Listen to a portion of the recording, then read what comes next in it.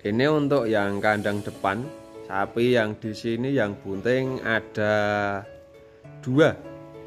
Ini yang ini dan yang berdiri. Ini udah habis IB beberapa bulan yang lalu kemungkinan jadi. Ini sapi yang bunting paling tua di kandang saya ya ini, sapi ini. Ini untuk umur baru kisaran 2 tahun belum ada karena ini termasuk genjah atau risek ya untuk kawinnya untuk sapi ini. Ini paling tua buntingnya. Ini kemarin penangannya seperti apa Mas? Ini tetap saya suntik seperti itu. Kenapa saya suntik?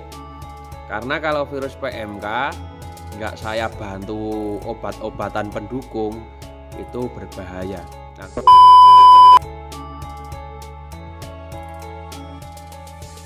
halo, assalamualaikum warahmatullahi wabarakatuh. Jumpa lagi di channel saya Faisal Sapi Boyolali ya. Kesempatan kali itu banyak yang bertanya tentang penanganan virus PMK di kandang saya, terutama untuk yang kasus sapi bunting. Itu seperti apa penanganan saya, dan di kandang saya udah tumbang berapa, seperti itu pertanyaannya. Kalau untuk tumbang punya saya yang gede, yang bison tumbang, terus yang lain nggak ada. Untuk kambing juga saya suntik, alhamdulillah tingkat kesembuhannya juga tinggi seperti itu. Untuk di kandang saya untuk sapi bunting ada 5 ekor, itu semua juga saya suntik, semua saya suntik. Contohnya yang ini di belakang saya ini, kita ulas sapi ini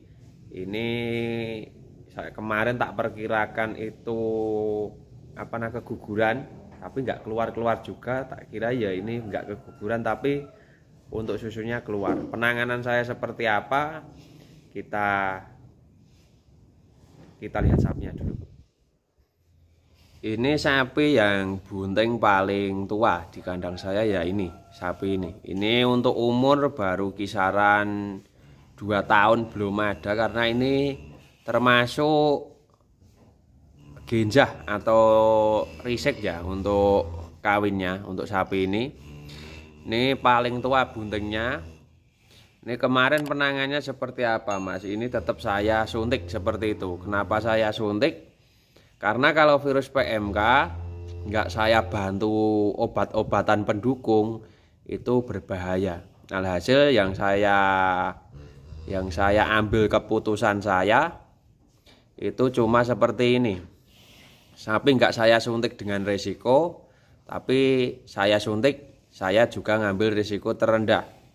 Jadi yang saya ambil begini, kalau sapi nggak saya suntik, kemungkinannya mati itu kan dua-duanya, induk dan pedet yang ada di dalam kandungannya, seperti itu.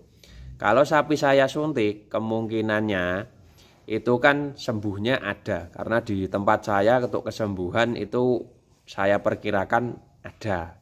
Jadi saya nekat, saya suntik dengan resiko nanti pedetnya keguguran, dan resiko tersebut saya ambil karena itu resiko terminim yang saya evaluasi seperti itu. Jadi nekat saya suntik. Alhasil sapi ini kemarin keluar air susu, tapi pedetnya nggak keluar. Saya juga kurang tahu untuk kasus sapi ini.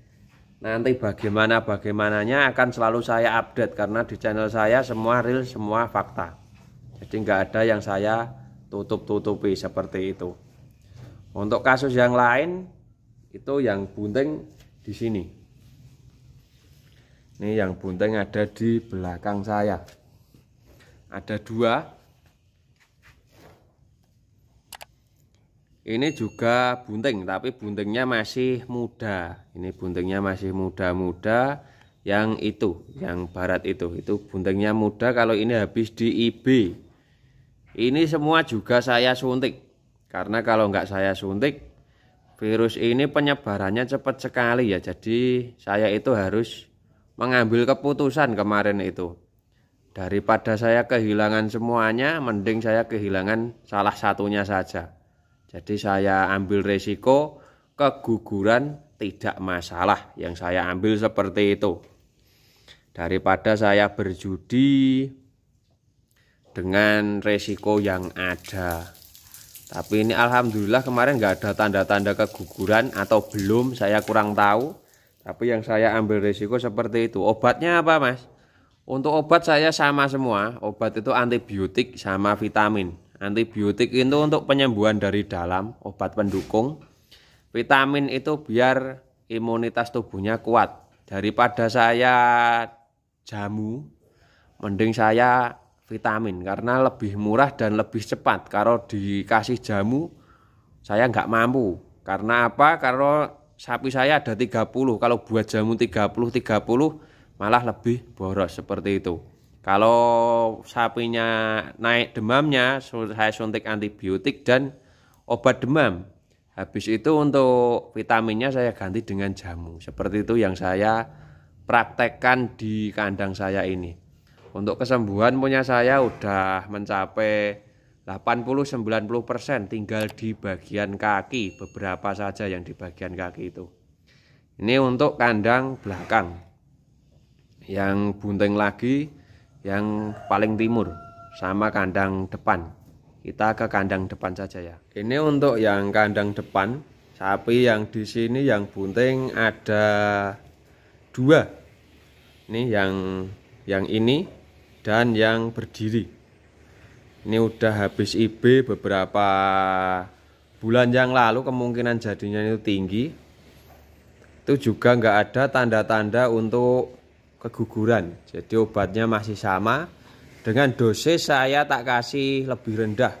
Itu kan di paduan obat itu ada per mili berapa kilonya ada, tapi saya kurangi seperti itu untuk mengantisipasinya. Karena kalau nggak dikasih obat pendukung, kita mengandalkan imunitas sapinya, saya rasa kurang tepat seperti itu. Ini juga udah tak suntik semua. Untuk kesembuhan ada perkembangan di sini seperti itu. Jadi untuk bunting yang saya ambil keputusan ya seperti yang saya utarakan tadi. Daripada saya kehilangan semuanya, saya pilih kehilangan pedetnya.